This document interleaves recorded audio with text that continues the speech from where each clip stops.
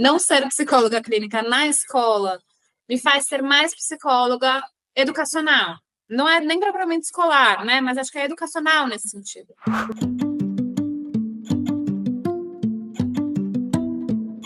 Olá, boa tarde, gente. Sejam todos muito bem-vindas aqui a mais um episódio do Pod Gude, de Psi para Psi. Hoje estamos muito felizes em receber a Beatriz Gandolfi, ela que é psicóloga e orientadora educacional em uma escola particular em São Paulo. Oi, Beatriz, tudo bem com você? Oi, Ju, tudo e você?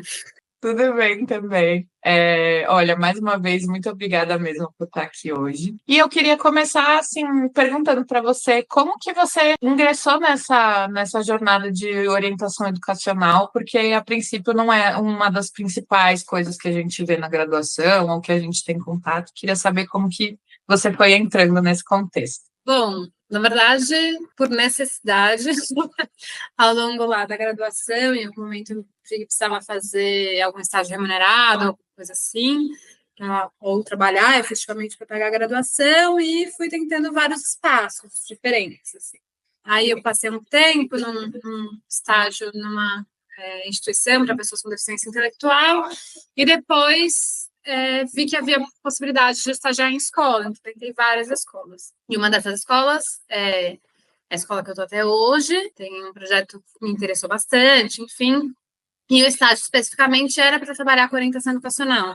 Eu não fazia absolutamente a menor ideia do que se tratava, no final das contas, mas então fui ver na prática, assim, né? Fui lá com cara e coragem, digamos assim, para descobrir. E aí entendi que a orientação educacional tinha esse trabalho de mediação, assim. Então, eu entrei para ser estagiária no Fundamental 2. E não tinha, né, assistente de sala, assim, o que tinha era ou para estagiar em práticas inclusivas, ou propriamente como estagiária de orientação ou coordenação. E aí, nessa escola, fui ser estagiária de orientação, entendi que tinha um papel de mediação entre os agentes escolares, né, entre os agentes da comunidade. Então, entre os alunos, as famílias e os professores, e que o orientador cumpre um pouco essa função de acompanhar o percurso do estudante, sobretudo no Fundamental 2, quando a gente, que é a parte que eu conheço mais, efetivamente, que a gente já não tem mais uma figura de uma professora polivalente, por exemplo, que consegue acompanhar e fazer esse contato mais diário com a família, enfim. São muitos os professores especialistas que a gente vai cuidar, que vão cuidar do aluno, que vão precisar desse olhar um pouco que faz essa costura, digamos assim. E aí fui conhecendo também os orientadores educacionais dessa escola e das escolas parceiras, e entendi que muitos eram psicólogos de formação, outros eram pedagogos que aí faziam alguma especialização em psicologia ou em psicanálise, por exemplo, justamente porque quando a gente está tratando aí do desenvolvimento infantil ou do desenvolvimento dos adolescentes, tem outras camadas que a gente precisa ir se aprofundando, porque a escola não é um lugar terapêutico propriamente, mas é um lugar que precisa cuidar também e compreender o adolescente nesse âmbito emocional, no âmbito psíquico, nas suas relações com a família e como esses laços se dão com os outros adolescentes, enfim. Então, aí, como estagiária, fui então entendendo isso, e apesar de na graduação ter certeza absoluta, quando eu entrei na faculdade, de que eu nunca ia trabalhar em escola com criança e adolescente, fui vendo que aquilo fazia muito sentido para mim. E acho que a cada dia, a cada semana, a cada mês, o trabalho ia ganhando mais profundidade e eu ia vendo mais possibilidades de uma atuação interessante, tanto do que eu estava vendo propriamente na graduação, e como aquilo se articulava com a prática, quanto do que eu ia conhecendo e me formando na própria escola. Assim. Nossa, isso é muito legal, porque você está trazendo basicamente que você quase foi aprendendo enquanto fazia, assim, né? Exatamente.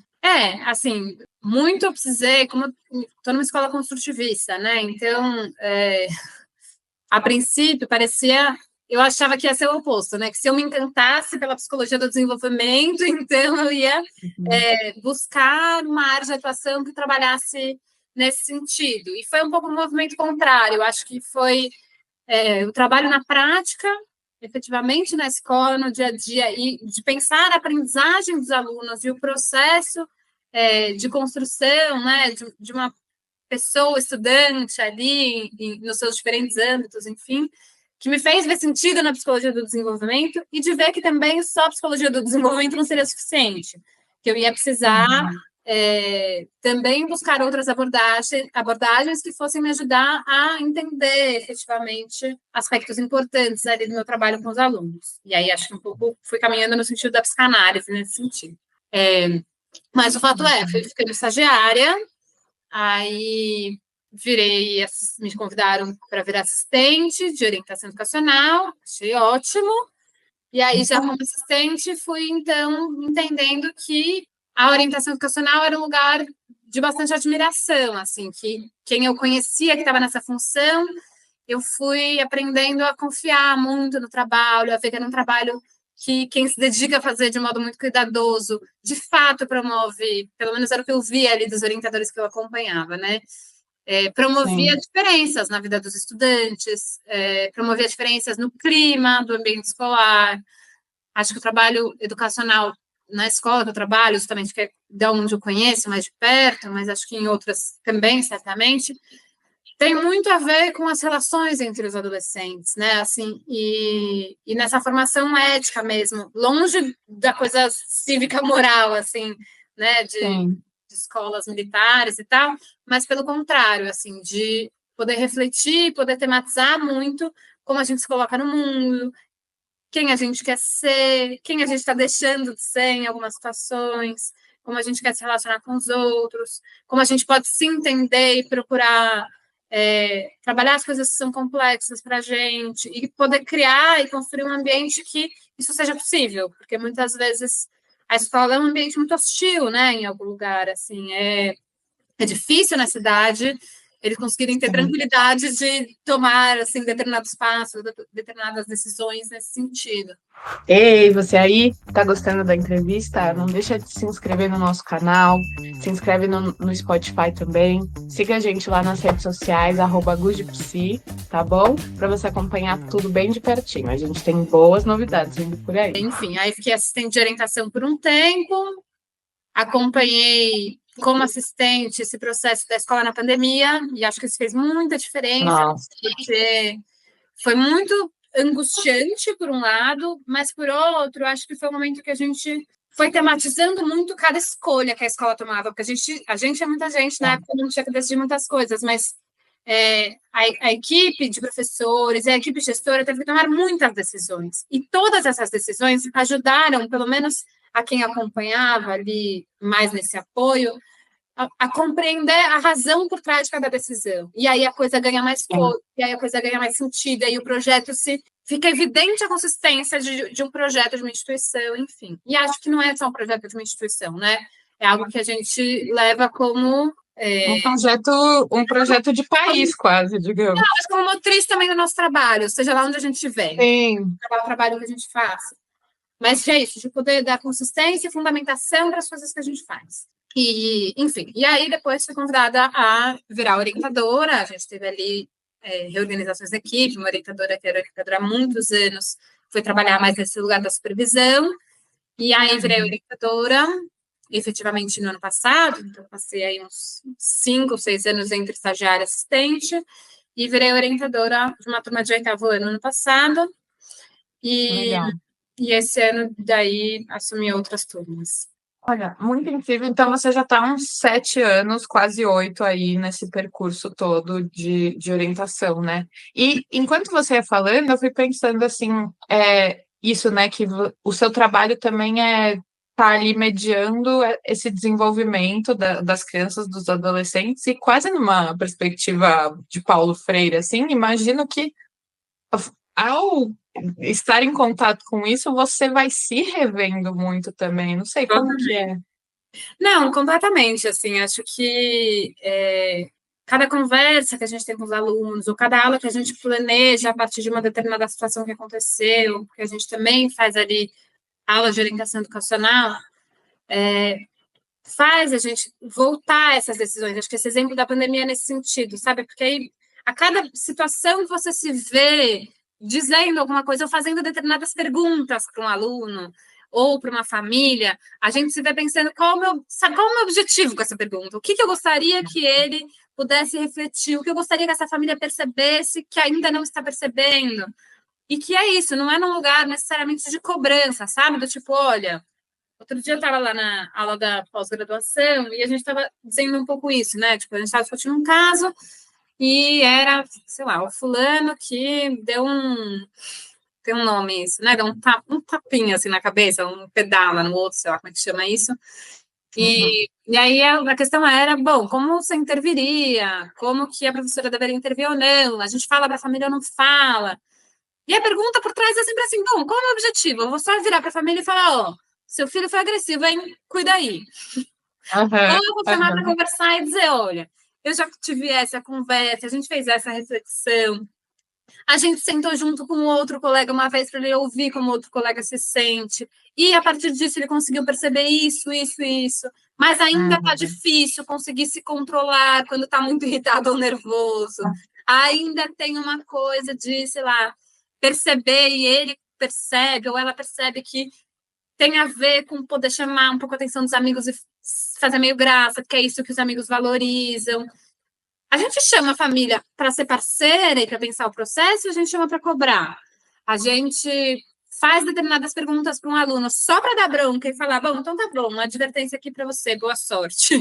Ou a gente chama para poder pensar quais as implicações e quais os efeitos de uma determinada ação que ele acabou tendo, entendeu? Que muitas vezes é isso, eles estão lá planejando alguma coisa contra o outro, pelo contrário, eles estão lá imersos em um monte de sentimentos novos na adolescência, e quando eles se ponto, eles agiram de um jeito sem antecipar e sem perceber as consequências dessa ação. E nosso trabalho um pouco é ir ajudando a tematizar, tanto do ponto de vista das relações, quanto do próprio ponto de vista acadêmico, né? Então, também tem esse lugar de poder se pensar como estudante, poder pensar como eu aprendo as coisas que eu quero aprender em relação ao mundo, não é só como eu aprendo a fórmula de Bhaskara, sabe? Isso, como eu aprendo a ler textos difíceis que, poxa vida, eu não faço a menor ideia do que está escrito no primeiro parágrafo, assim, né? Que ferramentas eu vou lançar a mão? Como que eu vou me reconhecer e poder enfrentar esse desafio? Então, acho que é um pouco nesse caminho, assim, que a gente pensa. Eu pensava, quando eu estava na faculdade, eu gostava muito da área da saúde, assim, né? E tinha um pouco saúde pública nesse sentido, assim, de estágios todos que a gente fazia, e tinha uma coisa que eu ficava lá pensando, discutindo com as minhas amigas, que era um pouco esse lugar de um trabalho para emancipação, assim, sabe? E aí, quando eu fui trabalhar em escola particular, eu fiquei, meu, nossa, fica lá trabalhando com gente rica, como vai ser? Enfim. Tô traindo o movimento. Tô traindo o movimento. E eu acho que um pouco tudo bem, é um pouco uma traição do movimento, em algum sentido, mas eu acho que quando a gente faz um trabalho que ainda assim é para autonomia, que ainda assim é para a formação de jovens que vão ser adultos em breve, críticos, reflexivos, empáticos, sensíveis, cuidadosos, engajados. Bom, então em algum lugar a gente também está trabalhando para isso, sabe? Ainda que seja em outra escala, ainda que é óbvio que tenha outro contorno e que seja mais indireto mesmo, porque propriamente, e nem todos vão sair dali desse jeito que a gente imagina, porque a gente sabe que não vão, mas que alguns já saiam, sabe? Que alguns vão ser, sei lá, isso, jornalistas, publicitários, juízes, advogados, professores, psicólogos, que tenham ali valores importantes, valores cooperativos, valores relacionados à diversidade, valores propriamente éticos, bom, para mim tá bom, entendeu? Assim. Sim. Não, e você traz uma dimensão que eu acho que a gente vai ouvindo nas entrevistas mesmo, que é muito diferente aquilo que a gente sonha na graduação e aquilo que acontece depois que a gente se forma, porque numa grande medida a gente tem que trabalhar, tem que pagar a conta, tem que ganhar dinheiro, e aí não são todos os espaços que se abrem para a gente e a gente vai construindo o caminhos possíveis também, né? Exato. Eu acho que assim, quando a gente conseguir construir sentido no nosso trabalho, e um sentido que é isso, que caminhe um pouco em direção ao sonho que a gente imaginava, ótimo. Se a gente realmente vê que não tem possibilidade, bom, então será que a gente consegue construir uma saída disso para outro caminho possível, ainda que não seja o sonho perfeito, mas que seja um lugar de mais possibilidade para a gente? Tá bom também, né? Eu acho que é isso. Eu estava dizendo dessa coisa de ser estagiária, virar assistente, aí virar orientadora, e já me pensei muitas vezes, já me peguei muitas vezes pensando nisso, assim, de, nossa, mas será que eu escolhi ou eu fui, sabe, deixando acontecer? Sim. E eu acho que talvez um pouco dos dois, mas eu acho que é uma escolha também, porque, sei lá, isso, se eu escolhesse diferente, se em algum momento eu escolher diferente, bom, eu vou construir uma saída daí para outro lugar. Ainda faz sentido para mim, ainda faz sentido desse jeito, ainda acho que tem chão para construir, ainda acho que tem resultados que ali me mostram algum caminho interessante. Mas, enfim, estou dizendo isso porque eu acho que, às vezes, depois da graduação, um pouco talvez a gente tenha que por esse caminho que é o que é possível, que é o que vai acontecendo. Mas que tem possibilidade de mudança e que a gente aprende a construir isso, assim, sabe?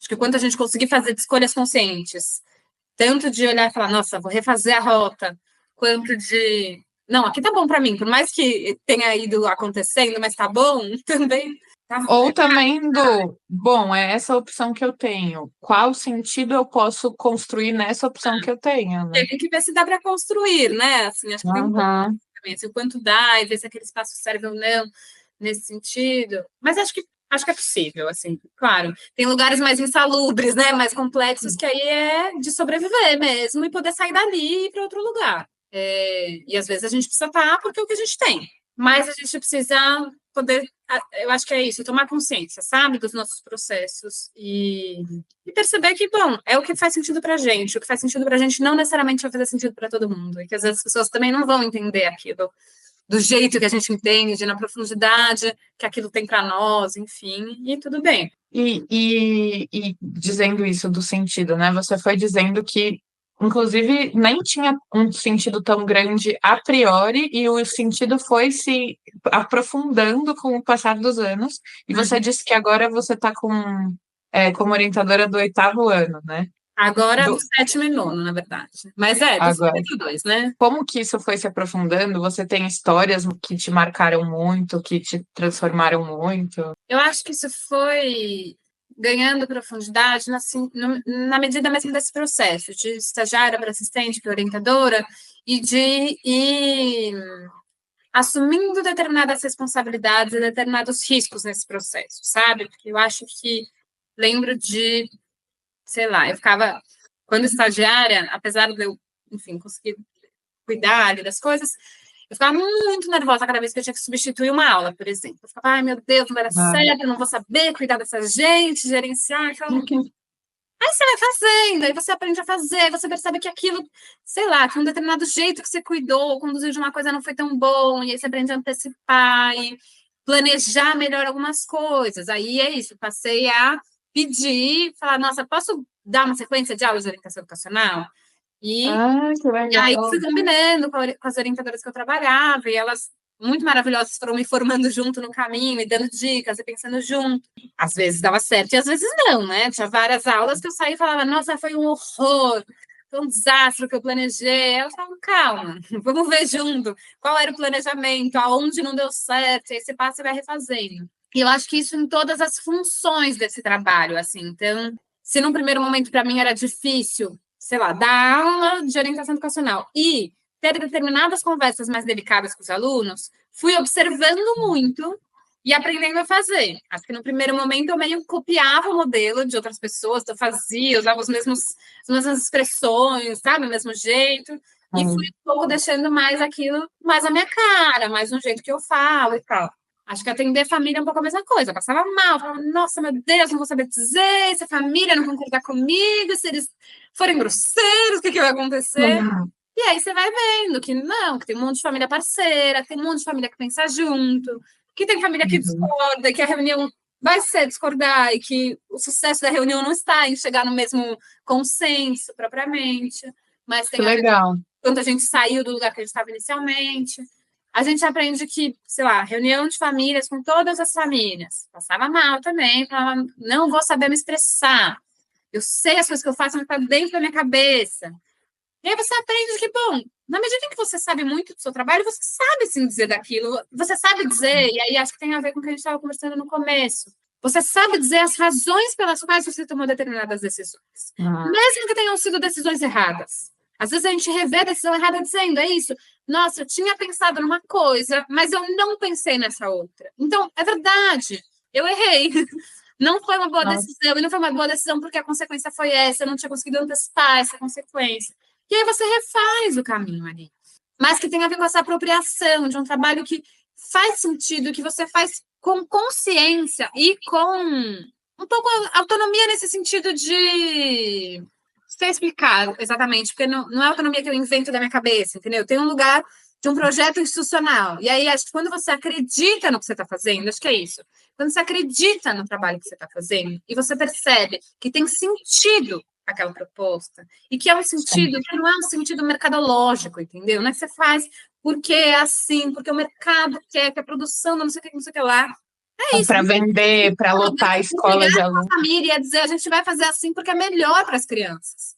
Ainda para a família, que quer quem compra o serviço não concorde. Sim. Entendeu? Isso é um carro que faz mais sentido, o que é melhor para a criança individualmente, mas também para o coletivo. É isso, a gente fica lá brigando com as regras. E as regras só existem porque tem um sentido para o coletivo.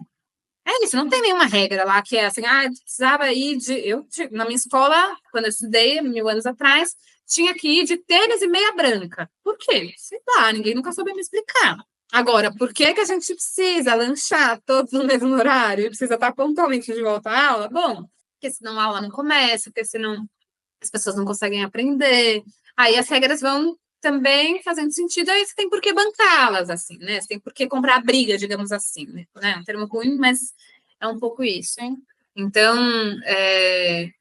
e aí acho que poder aprofundar é nesse sentido, assim. E acho que, pelo menos aonde eu trabalho, que aí tem um alinhamento aí com as coisas que eu vejo, que eu acredito, que eu acho que fazem sentido, fica mais fácil. Apesar de ser um trabalho muito desafiador, do meu ponto de vista, é cansativo, é exaustivo. É difícil, porque tem essas brigas que a gente precisa comprar e tal. Mas acho que tem essa parte muito importante de... Estou indo para outro assunto, tá? Mas aí a gente pode voltar. Vamos com tudo. Que eu acho, eu estava falando, eu estava brigando com uma aluna, propriamente, porque ela tinha mentido para mim, e, enfim, ela tinha mentido porque ela estava com medo de levar bronca, e ela tinha razão, porque ela ia levar uma bronca mesmo, foi uma coisa grave ali que aconteceu. Mas daí eu disse para ela, eu falei, veja, para mim o que é mais complexo é porque o meu trabalho depende de uma relação de confiança. Depende de uma relação de confiança, senão ele não acontece efetivamente. E confiança com todos os lados que você é mediadora, com a escola, com os estudantes, com a família. Exato. Então, e eu disse assim, é de mão dupla, assim, entendeu? Porque, veja, depende de uma relação de confiança no sentido de que eu preciso que os meus alunos confiem em mim. Confiem que eu estou fazendo um trabalho do que eu estudei, do que eu acredito, do que eu sigo estudando, que é melhor para eles. Melhor para eles de modo geral, né? Eu não sei, às vezes individualmente não é melhor, mas é isso. Coletivamente, para a turma, etc., a gente pensa o melhor caminho, a melhor alternativa. E eu preciso que eles confiem que eles possam me contar determinadas coisas, que a gente vai achar um caminho para cuidar dessas coisas. Seja algo que eles não querem contar para os pais diretamente, a gente vai pensando, bom, isso não precisa mesmo contar, pode ficar entre nós, ou isso é importante. E por que é importante? Porque eles precisam te orientar, porque eles precisam cuidar de você em casa. Então, a gente vai pensar como fazer isso, de que forma, se é conversando eu, você e essa família junto, se você prefere que eu converse só com a sua família, o que a gente vai combinar que eu vou dizer? Ou em relação aos amigos, de poder dizer e falar, nossa, eu vivo uma situação muito difícil e eu tô com muito medo de ser dedo duro, porque se eu sou dedo duro, as pessoas vão cair matando em cima. Você fala, calma, eu não vou sair por aí atropelando e chamando alguém para já dar uma bronca diretamente. A gente vai como fazer, se é melhor conversar de novo, se é isso, se a configuração é eu, você e seu amigo, ou se a gente vai pensar juntos o que você gostaria de dizer para o seu amigo sem eu estar por perto, isso te fortalece a pensar como cuidar dessa relação. Ou se é uma conversa que você quer que eu tenha só com seu amigo para poder sensibilizá-lo e dizer, nem tudo é bronca, aliás, pouquíssimas coisas são bronca, na verdade. E, ao mesmo tempo, essa confiança também volta. É isso. Eu preciso confiar que os meus alunos não vão mentir para mim, que eles vão me contar a verdade, não vão fazer um papel de detetive. Eu preciso confiar que eu não preciso vigiar os meus alunos o tempo inteiro. Sim. Uma escola que precisa Investigar. o tempo inteiro está com problemas sérios de relação. Hoje a gente estava falando disso na aula, né? Era uma coisa assim de, bom, será que um espaço com mais regras ou com menos regras, o que isso diz da instituição? Sim. Se a gente precisa ter escrito num lugar que não pode xingar o outro, será que a gente tá falhando em educar gente que não consegue ter o discernimento de perceber que não pode sair xingando as pessoas por aí, não pode sair socando ninguém, sabe?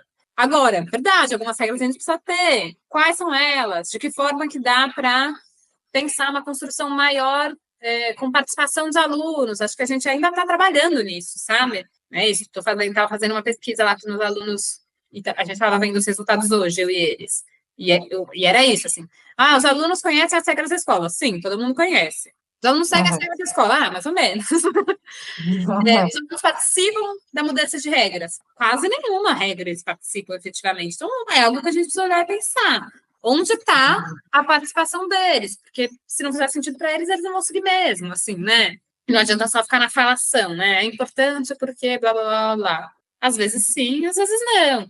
E isso um dilema, acho, ético mesmo, quase um desafio muito grande no sentido de ver se você concorda.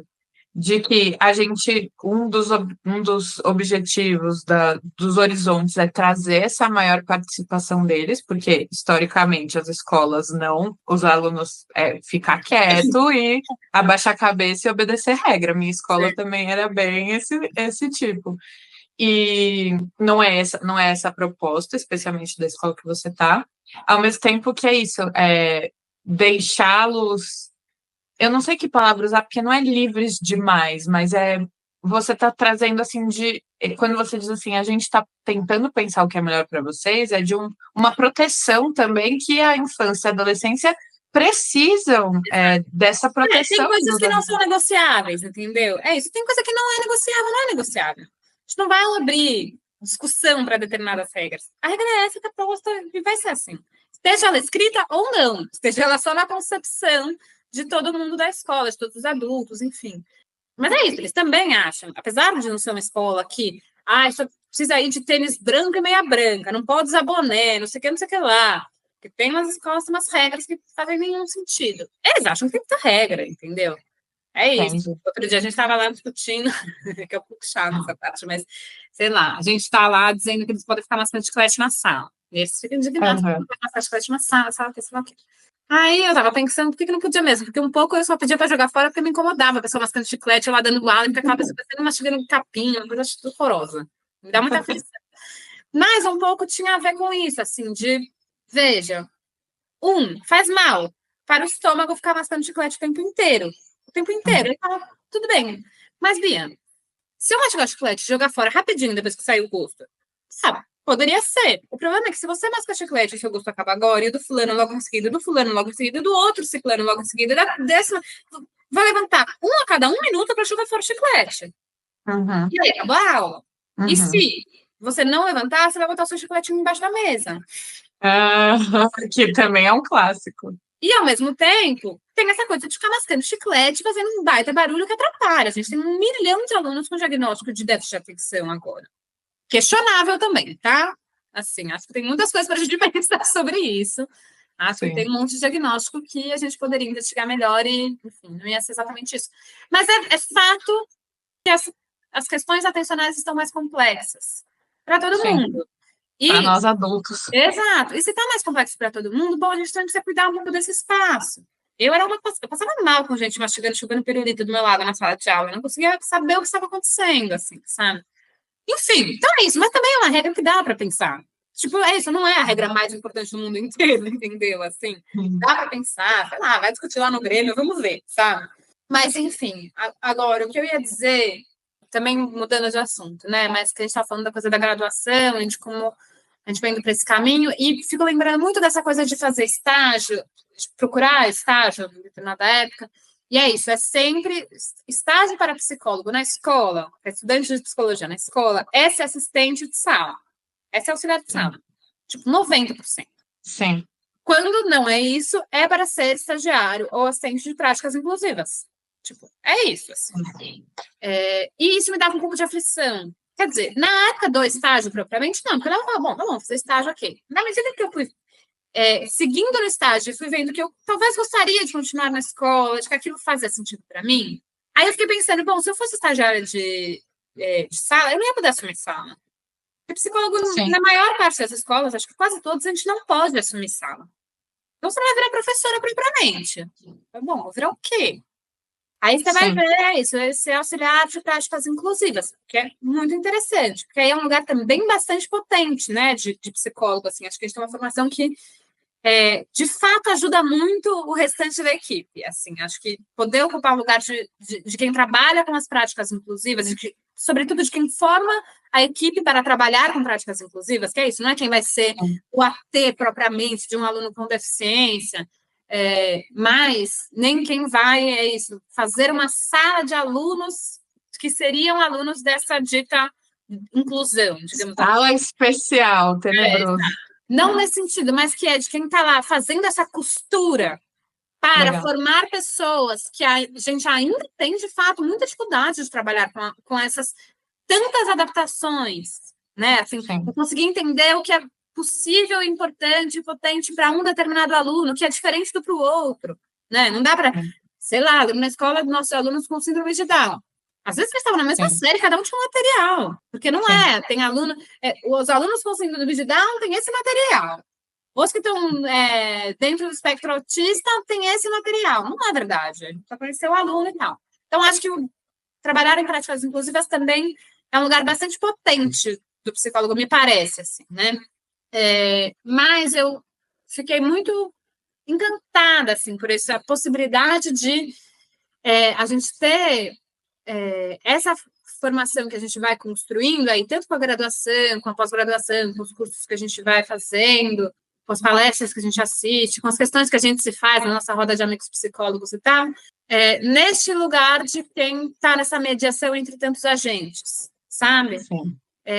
Acho que é um desafio, por um lado, porque a gente não tem uma formação propriamente de educador, assim, então quando a gente passa a estudar os processos de aprendizagem propriamente, porque você precisa saber, tanto quem trabalha lá nas práticas inclusivas quanto quem trabalha na orientação, na coordenação, enfim, precisa se apropriar propriamente, porque a gente não aprende isso, a gente não faz licenciatura, né, assim, nem pedagogia, então não tem muito de onde tirar, a gente tem as bases ali do que poderia ser, sei lá, um determinado projeto, sobretudo dessa parte mais construtivista ou socioconstrutivista, da nossa formação na PUC, pelo menos, mas a gente precisa ir atrás de se formar, isso é um desafio, assim, acho que eu fui sendo formada pela escola, propriamente nesse sentido, e aí pelos esses outros cursos que a gente vai fazendo e vai indo atrás.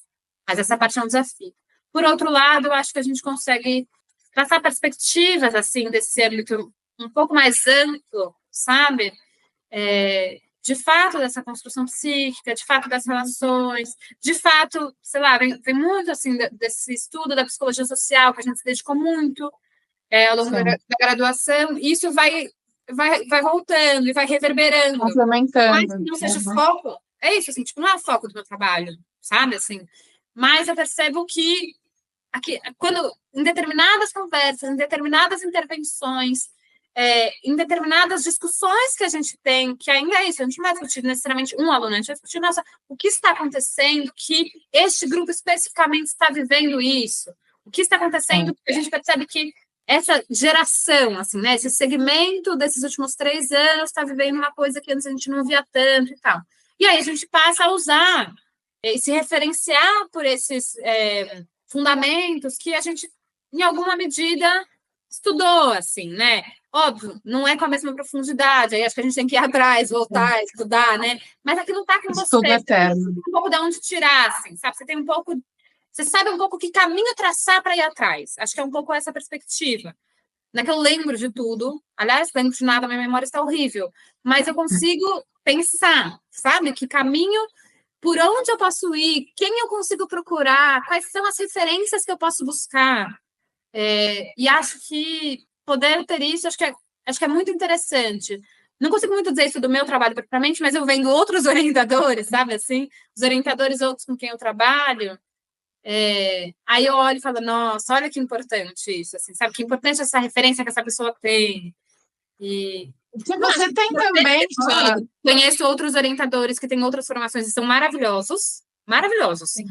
Então, não acho que tipo, não é uma obrigatoriedade, assim, nesse sentido.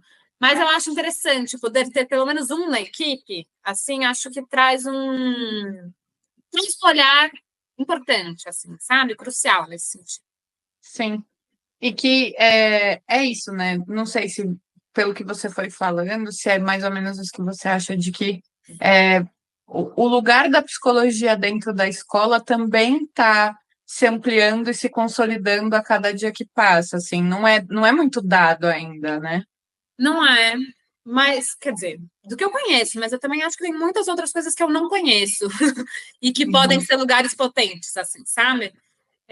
Então, não sei dizer, acho que talvez, sei lá, acho que eu ainda sei muito pouco sobre o mundo, no final das contas, mas do que eu conheço, assim, das coisas que são mais próximas, mais perto, acho que não está dado, me preocupa um pouco determinadas instituições que vão atrás de psicólogo para ocupar um lugar propriamente terapêutico, e aí isso eu acho muito ruim, porque por mais que eu tenha conversas que vem dessa formação de psicóloga, com os meus alunos, eu não sou terapeuta de nenhum deles. E não me proponho a ser, porque esse não é meu trabalho e esse não é o espaço para isso, sabe?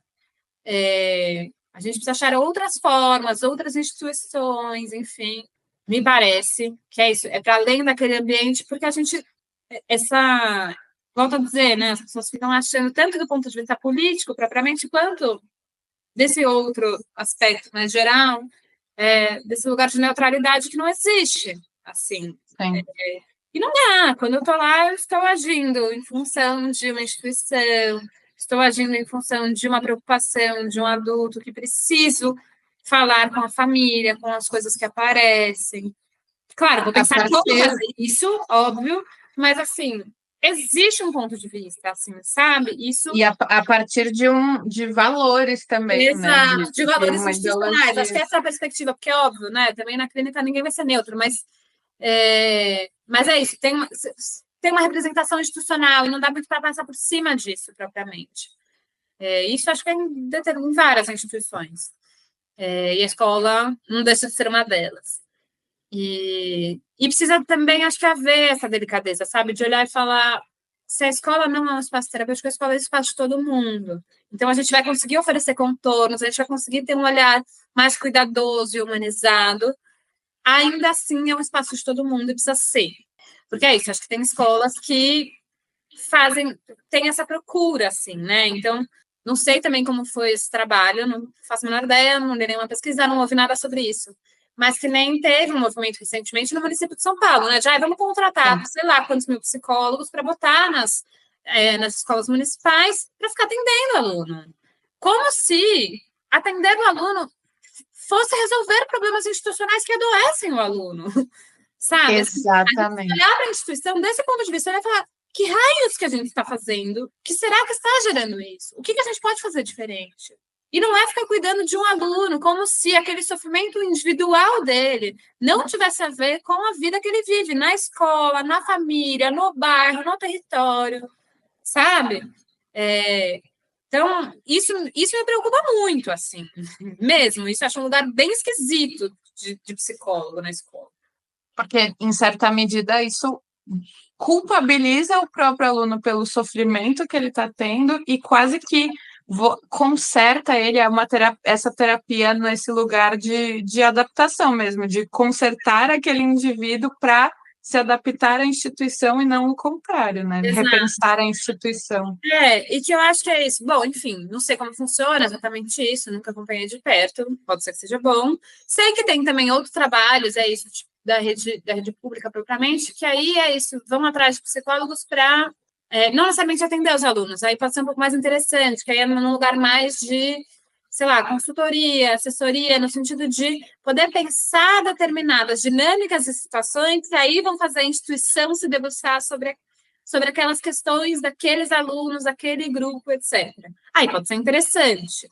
Sei lá, isso é algo que eu penso um pouco, que eu gostaria de poder conhecer mais, de me aprofundar mais, de novo, voltamos lá aos sonhos e projetos futuros, assim, né? Que legal. Mas também é isso, acho que tem essa dificuldade, que eu acho que é o que a gente vivia também na graduação, que é preciso conhecer como eu traço esse caminho. E isso acho que a gente vai passar a vida inteira com o psicólogo, assim, sabe? Que é como que eu faço para pensar, como eu me aproximo da onde eu quero ir. E nem sempre é tão fácil, tão explícito assim, sabe? Não é, né? Você não escreve no Google, como que eu faço para, sei lá, fazer mestrado, sei lá, onde que eu quero fazer, como vários amigos já viveram. Ou, já me lembro do final da graduação, psicólogo na educação pública, como faz? Onde está? Onde habita? Como vai?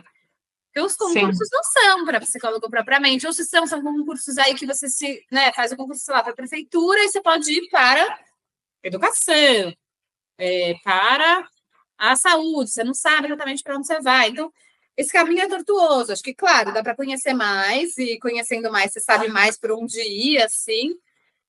Mas não é tão difícil. Orientador educacional, por exemplo, na rede pública, só pode ser pedagogo. E só pode ser pedagogo que teve lá a licenciatura de orientador educacional. Então, tipo, esse passo desse jeito não existe. Não tem que ter outros passos de outro jeito, entende? Assim, e que deve ter. Eu não conheço, mas deve ter. E é exatamente por isso, assim, também, que a gente até pensou em construir a Guja nesse sentido de deixar mais explícito certos caminhos que a gente, de fato, não sabe como seguir, né? E que muitas vezes a gente tem que perguntar para as pessoas, tem que saber como faz, até a gente está construindo aí a nossa trilha, fazendo aí nossa publicidade, que a gente quer realmente contar um pouco, minimamente, assim, aonde pesquisa, como que faz, porque isso é uma angústia que a gente passou também, né? Como trabalhar no SUS? Não tinha a menor ideia. Como trabalhar e eu acho que esses espaços que a gente foi conhecendo mais, que acho que, enfim, cada um lá na sua universidade, né? Vai vivendo processos, estágios, caminhos, e aquilo vai se configurando de uma forma mais clara. Então, lá na PUC, acho que a gente que foi fazendo estágios na saúde, você vai entendendo um pouco mais de onde vem, o que você precisa fazer. Aí aquilo fica evidente. Eu falo, ótimo, eu quero um desse da educação, como faz? Não sei nem como começa a pesquisar. Onde... Mas acho que isso vai ser muito bom, assim, Ju. Acho que, lembrando de como a gente era, ou ficava ali mais perdido, mais sem saber como fazer, e aí fica difícil se projetar mesmo, porque você não sabe nem quais são os próximos passos, então fica muito distante. Acho que poder ter, sei lá, nuances de possibilidades, de vislumbres, de que como eu consigo me aproximar, né? E acho que para quem está lá, tanto fazendo a graduação e pensando em estágios, quanto quem está terminando e pensando para onde quero ir, quais são as possibilidades e como eu posso me aproximar de cada uma delas, acho que isso vai ser muito bom mesmo, assim, acho que é super importante, um puta trabalho, um baita trabalho que vocês estão fazendo. Obrigada. E é por isso também que a gente adora ouvir psicólogas, assim, porque a psicologia também é muito diversa, cada psicólogo é um mundo dentro de si. Então, e o seu trabalho é, assim, muito potente. Eu que ouço histórias sobre ele de vez em quando, fico, de fato, emocionada, tocada, porque não é brincadeira, assim, muda mesmo a vida desses adolescentes. E se a gente tem memórias tão marcantes da nossa escola, sejam ruins, né, porque a escola tem um potencial violento muito grande, mas um potencial transformador e acolhedor muito grande também. Então, seu trabalho é lindo e você pode voltar, inclusive, mais vezes para contar mais histórias. É que também tem sigilo, tem um monte de coisa aí do nosso trabalho. A gente precisa ir... Cada vez que eu te conto uma coisa, a gente pensa, essa pode falar, e a gente marca e lembra quais são. Mas foi muito bom, assim, te ouvir. Não sei se você queria contar mais coisas, mas acho que foi muito bom mesmo. Deixa a gente pensando muitas coisas, porque é o encontro da psicologia com a educação mesmo. Então, a psicologia faz a educação se repensar e a educação faz a psicologia se repensar. E onde está você no meio disso, a cada dia se descobrindo também. Acho que é exatamente isso. Eu tinha um pouco de medo de, estando na escola, não deixar de ser psicóloga, sabe? E não saber muito depois como voltar. Ao mesmo tempo, também é isso. Não... Aí eu entendi que eu não deixo de ser psicóloga, eu fico mais psicóloga. Só que é isso, Lindo. não é uma psicóloga clínica propriamente, né? E que não ser psicóloga clínica na escola me faz ser mais psicóloga educacional. Não é nem propriamente escolar, né? Mas acho que é educacional nesse sentido. Lindo. Acho que é isso, assim. Nossa, fechou com chave de ouro. Adorei. Bom, Então, muito obrigada mesmo pela sua participação. A gente vai deixar tudo na descrição dos cursos que Beatriz fez e contato também, se alguém quiser entrar em contato. E muito obrigada mesmo. obrigada a você.